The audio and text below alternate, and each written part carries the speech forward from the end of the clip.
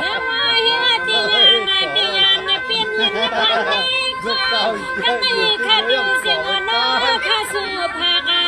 มากาปันสปีลูกพี่พี่นางยังพอเลยมีปีสู้หังน้องเย็บมายานางหับมาทบดหันปีหันนางเฮาข้าได้เลยขึ้นข้าจะนักกันนาปันมือตีอยู่คำเนตาก็หมดนะก็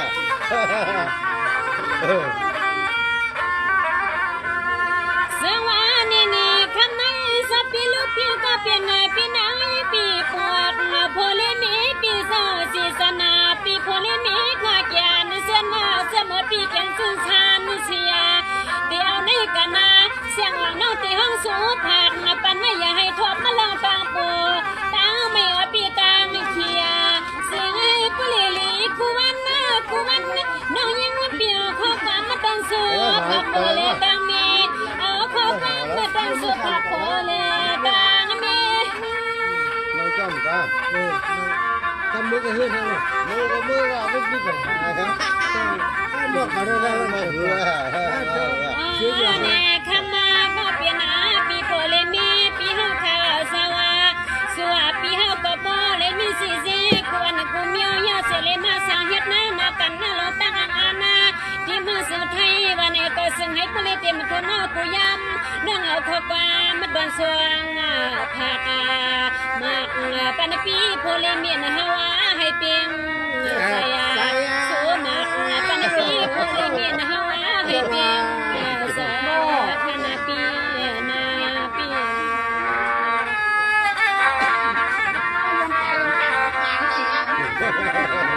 เรื่องอะไรอย่างนี้ป้าเรื่องก็หุ้นดีว่าเห็นแล้วนั่นเท่าไหร่ซึ่งวันนี้ทำไมสปีลูกพี่ก็เปลี่ยนปีนั่งยังเปลี่ยนทำไมเสียงน้องสู่สวดมันนั่งเลยจีตันคณะเปลี่ยนมาเสียมันที่กินตะมานอนคณะเปลี่ยนที่ไปตามสวนยุคนี้บายัง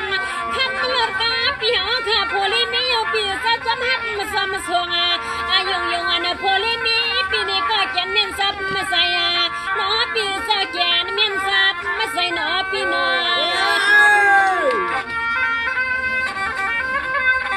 อันที่ว่าก็เล็กก็หักก็ใหญ่ก็หักอันวางหนึ่งสั่งว่าคำนี้สปีลูกพี่ปีนี้ก็เป็นเปียเจ้าเดียวลูกคนนี้กันนาเสียงของน้องปีสุภารามาหน้าปันให้พอเลยมีปีเตรียมสร้างอยู่คำลองในต้นใส่ปีเฮาแค่เปลี่ยนคำนี้เสียงก็พอเลยมีปีเศร้าเดือนบอกคุณลงมาขณะปีลง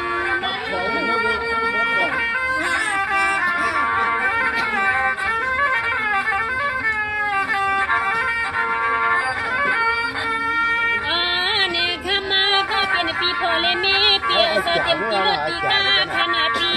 เด็กมาตีเฮินตีเยตีวางเด็กนางก็สวยปันปีโพเลมีให้โพเลมีสิเสเลกุมมาลุมาในหน้าน้อคำขึ้นเสียงนกยินนบานสู้ดันปันปีเฮาขาดังสวางสู้ดันปันปีเฮาขาดังสวางโยขนาดปีนาปีหลังมาในก้อนดีฮักคนหลังนะสวัสดีนี่คำไม่สปีลูกพี่ก็เปลี่ยนปีนางยังปีห้องค่ะสมนาปีค่ะปีโพลีมีปีห้องเอาห้องมาขนาดเปียคำไม่เลยมาหูสักเปียมันป้อเลี้ยงหลงเงินซาป้อเลี้ยงหลงมีก้ากันเสียงสุยาปีเลยลอยเปิงผักกันก็กันได้เสียงปีคอคมนอ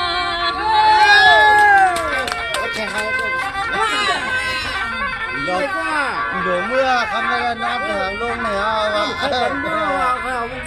ว่าคำนี้สปีลูกพี่ปีนางยังก็เปลี่ยนปีสวมนาที่ผ่านการนี้ก็นางปีกันแห่งคอคมาสวมเต็มปีกินตีนอนปีโซการปนควันปีพอเลมีปีอ่อนนาเฮ็ดชื่อก็ปีโซตุนยันลอยค่ะปียานลอยลอยกันนะอยู่เยอะกันนะเนี่ยขมาก็เป็นปีโพลีมีปีเฮาค่ะสอตุนว่ามีสิคำซอยขนปีกันนี่ซอยปีโพลีมีปีเฮาสุดตวงมุ่งมังเสียงก็หือกาดาใช้ข้อความลับอีน้องเอก็สู้ เตียงปันปีเฮาคาตังสว่างสูดเตียงย้อนในปันปีเฮาคาตังสว่างย้อน หมดแล้วหมดแล้วหมดเลยใจก็เพิ่มเลยเหรอเดียวเลยอ่ะเนี่ยหัวเขาไอ้หมดใจไอ้ สว่างนี่ข้างในก็เป็นสับปีลูกพี่เฮาขาปีนั่งยังเปียเดี๋ยวมันหอบป้าเดี๋ยวมันเปียกินใส่กระดังเสียงหูสังกันขยับตีเลียนกันมาอย่าปีให้มีหลงสุกหลงกังสางลาลาขนาดเปียเขาเลยเป็นสัตว์ที่หลงเมืองไทยมีมาก็ปีนี้ลืมสามีไตซาเสียงปอไม่อย่าในทุ่งเมืองสู้ไตในต้องหัดมาไกลนอ นี่ไหนกว่า เงินได้ไก่กาก็ ได้ชอบ เงินได้เหรอไก่กาก็ห้าบาท สังว่าข้างในสับปีลูกพี่พี่นางยังมาเป็นปีสอสมสำนันนาตัวอีกก่อนข้าลูกเตรียมมันพี่ไอพี่นางก็สั่งเขาตากระตังเสียงนี้ก็สวมนั่นสิริสวมเลยเตียงยานับเพียงเมื่อในหาตีเสมาหือมีขันอปีหือมี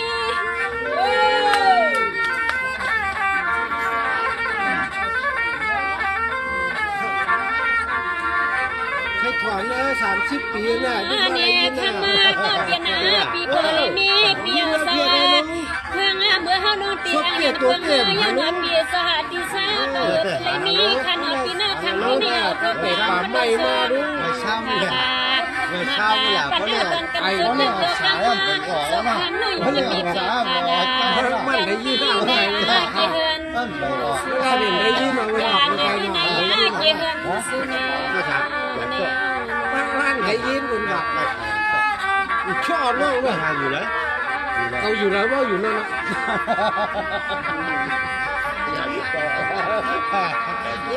สวัสดีนี่คำแนะนำมาค่ะก็เลี้ยวคณะคำในเสียงข้าสูผักกันสมาเลนหนาวหันกันอย่าปีวิลืมกันนั่นลาลาคณะว่ามีป้าเทียงไปหลงเสียงจัดนาก็หลงมีนาก็เลยหลงมีกากระตังเสียงสูงยาว่าข้อความมาขยันในตัวนผักกาปีวิลืมสามีเตยเสียงสูงยายานเปิ้นมาแกยันทุ่งเมืองเปิ้นมาไกลนอ ลิ้นคาน้องเหลืออันเนื้อขอให้เราพบกันว่าเมื่อนะเนาะ สังว่าข้างในนะก็เป็นปีซะสมาเสียงน้องปีมาหังสุดผักมากปานตีในละเนปีในเสียงใหม่โพลิมีปีไปป้าเปียงใส่ในก็น้าปีโซปีหน้าเลือนน้ามีเทียงเฮาส่งขึ้นปอกแอนมาขณะปียานมามาดังหมดกัน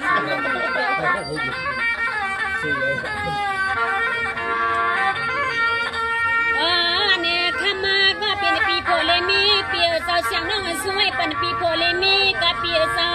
พวกเงินพวกคำมาปีซาขนาดปีบ่ว่าไปน้ำมีเทียงมาวันนี้ก็ปีวิลืมห้องเฮาน้องยีปีมาห้องกันพากามากเป็นปีเฮาคาตังสว่างเป็นปีเฮาคาตังสว่างขนาดปีนาปี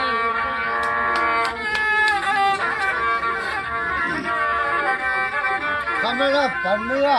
ไม่หาเรื่องนะ สวัสดีนี่ก็เป็นปีห้าค่ะเมื่อไก่เสียงนอกปีห้าสู้ทางหักเป็นในปีในละเนปีไหนเสียงปีค่ะก็เปียงเปียแค่ใส่มาหือเจี๊ยตัวในขณะเปียกันในเสียงน้องสู้ปีเรียนสู้ขึ้นมือตัวสู้ยากขึ้นพอเลยมีปีเศร้าสู้ผักมากปันปีห้าไว้เสียงให้ป้อนเปียงใส่เสียงให้ป้อนเปียงใส่นอปีนอ นี่เลยว่าวันนอกหน้าป่างน่ะบ้านห่างๆคือน้องเหรอ สังว่าคำในปีใส่สนาปีนางสเย็นก็เป็นเปียเมื่อแต่เสียงน้องปีสุดทางมากปานในปีไหนเสียงปีไปป้าเปียงใส่น้องปีเศร้าเต็มเศร้าเย็นคำลงในนี่ตัวใส่ปีหรือป้าเปียงใส่ให้ข้าเราสุดปานปีห้ากูกันกูกันหน้าคำปีเศร้าซึ่งให้กูที่นับที่กันนับปีเชกัน 60 บาทจ้ะ เอา แถมละ มาเนี่ยขมาก็เปลี่ยนนะปีโพเลยมีเปียวสว่างเพื่อมาเมื่อเพียงเทียบดินอยู่ตั้งมาอย่างไม่แค่วันนี้ก็เปียวสว่างในยามนาหัวนาเฮือนานาเย่ปีเฮาให้ปีเดีย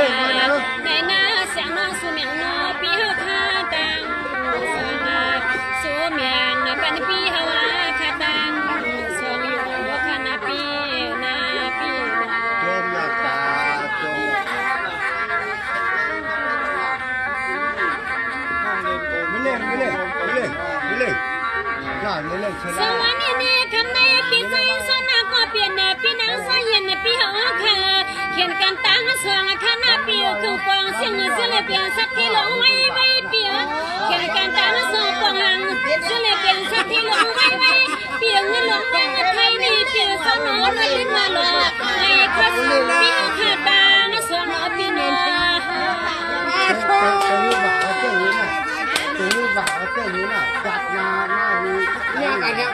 เนี่ยกันหน้าบ้านเนี่ย สนาว่าขันไม่ลีที่น่าใส่พี่ใจสนาว่าเป็นปีศาจเสียงน้องปีสุภากามากาปนปีเขาอยู่ปีศาจเป็นปีศาจเป็นคนทำนองใน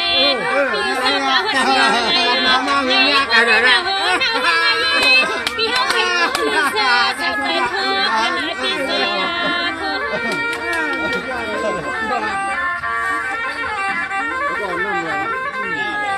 มันใจหรอแล้วเนี่ย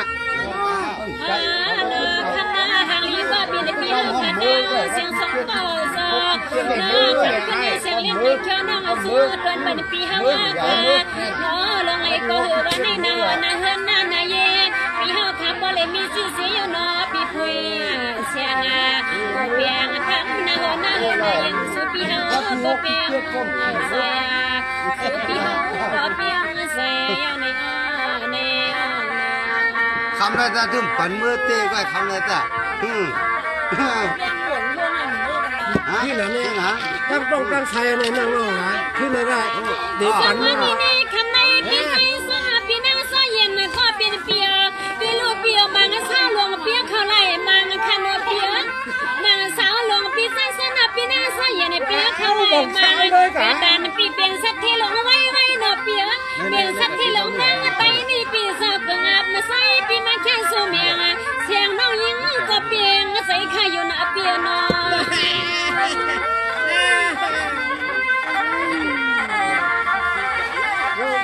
คือเล่นหมายถึงยากกันเลยนะ สังว่าขันในปีศาจสนาปีนาสาเย็นก็เป็นปีศาจคำว่าแลขันในปีศาจที่ผ่านในเพิ่งขยต่างกันนามาเลยหันปีพอเลยมีปีเฮาขาสิริเทียงมาใส่ปีเฮาขมาแค่ซื้อสาเย็นสาเย็นมีตีสัเสียงสังปีนเสือ